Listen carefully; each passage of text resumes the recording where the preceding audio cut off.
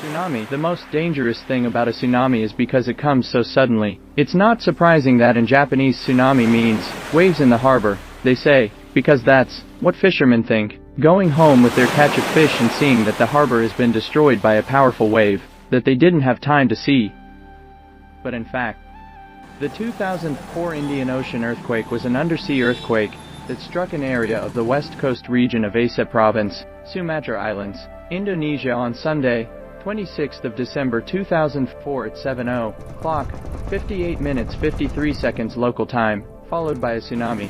The earthquake was caused by the subduction of part of the Indian tectonic plate beneath the Burmese tectonic plate, causing a series of destructive tsunami waves along much of the Indian Ocean coastline. This natural event, the Aceh tsunami, killed 227,898 people, and giant waves inundated coastal settlements as high as 30 meters, significantly disrupting the economy of the affected areas, severed social ties and caused enormous trauma and economic hardship to millions of people. It's therefore one of the deadliest natural disasters ever recorded by mankind. In addition, the wave also hit tourist attractions such as Lakna Beach, Aceh Busar, where tens of thousands foreign tourists from all over the world were present, and the event therefore received significant global publicity.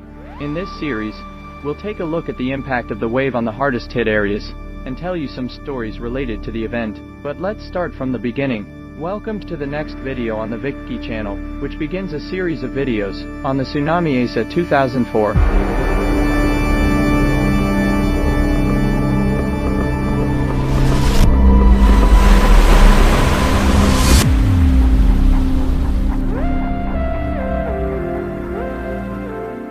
The epicenter of the main earthquake was approximately 160 kilometers of the west coast of northern Sumatra in the Indian Ocean, north of Similar Island. At a depth of 30 kilometers, the earthquake was a result of decades of accumulated pressure between the Burma and Indian tectonic plates.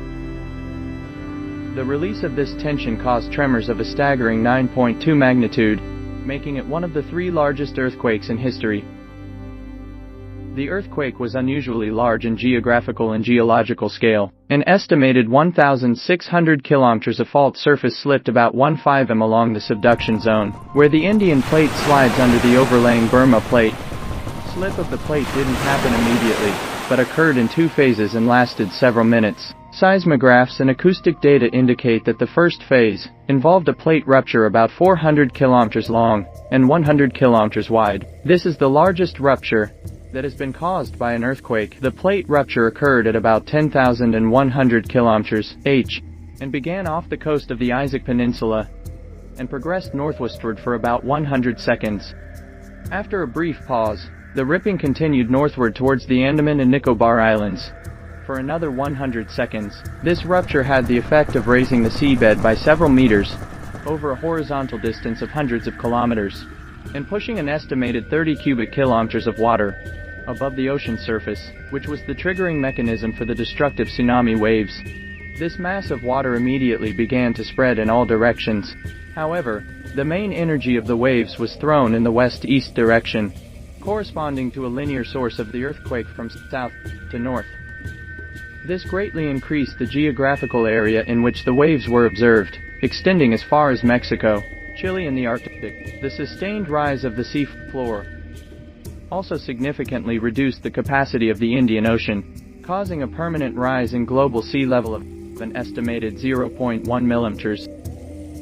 Simply put, the displaced water above the surface of the Indian Ocean spilled out into the rest of the world's ocean, causing devastating flooding tsunamis when it collided with the coastline. The energy released by the earthquake was equivalent to the equivalent of 550 million Hiroshima atomic bombs, and could cover the energy consumption of the United States for 370 years. This massive release of energy slightly altered the Earth's rotation and shortened the length of the day by 2.68 microseconds. It also caused the Earth to wobble slightly on its axis by up to 25 millimeters. Some of the smaller islands to the southwest of Sumatra, which are on the Burma plate, have shifted southwestward by as much as 3.6 m, and the Andaman and Nicobar Islands have shifted southwestward by about 1.25 m and have sunk 1 meter. The massive undersea landslides triggered by the earthquake undoubtedly had an impact on the formation of the destructive waves. With up to 1.5 m high submarine ridges, collapsing and creating a new ocean trench. This gigantic undersea earthquake was measurable all over the planet, but was only strong, felt in nearby Indonesia, particularly in the province of Aceh, where it caused great tremors that claimed hundreds of lives and caused considerable destruction to infrastructure and buildings. However, the worst was yet to come. A destructive wave was already spreading mercilessly across the ocean, ready to unleash a work of destruction the world had not known yet. The first country to be hit was Aceh, Indonesia, the subject of the next episode in our series.